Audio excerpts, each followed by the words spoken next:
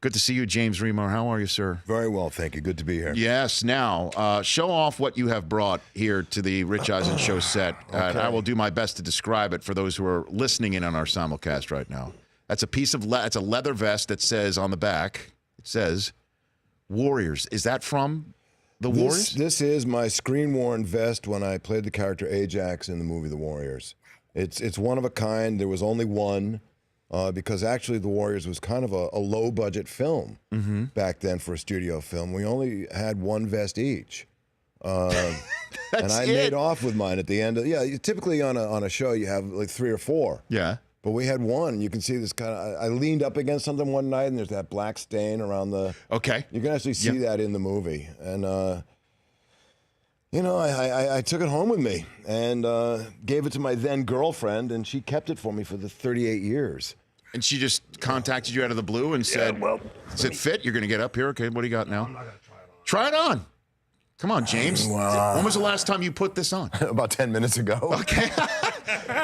James Remar, back in his war. Back in my war. Ajax, you know, you're in the gang fits. for life. It doesn't really fit. I mean, I'm still a badass. Come out to play. There you go.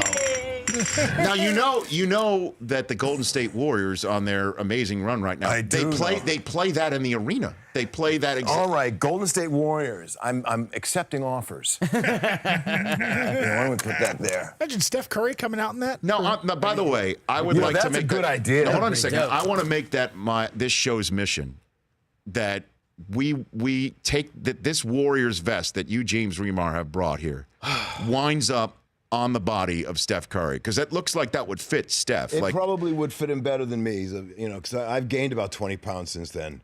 All muscle, of course. Of course. But it would. Should we get like we had Peter Goober on the show. Maybe Peter makes an offer for it, and we let him know. I'd even bring it to the game in person.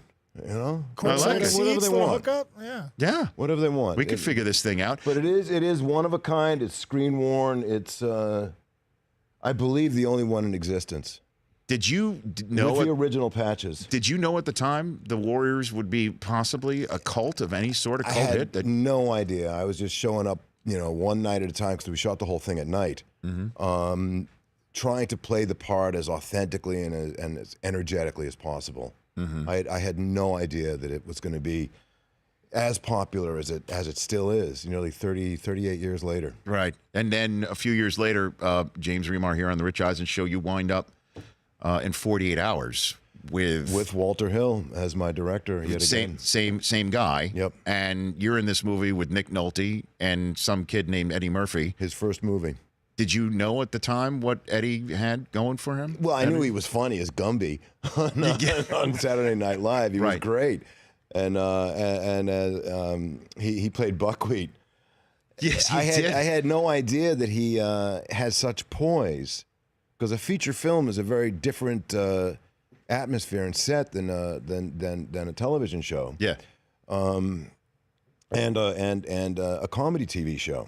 And there's kind of a size and a gravity that you have to take on a feature film that is back then was just a little more demanding than being on a TV show at the time, or so I thought. Right.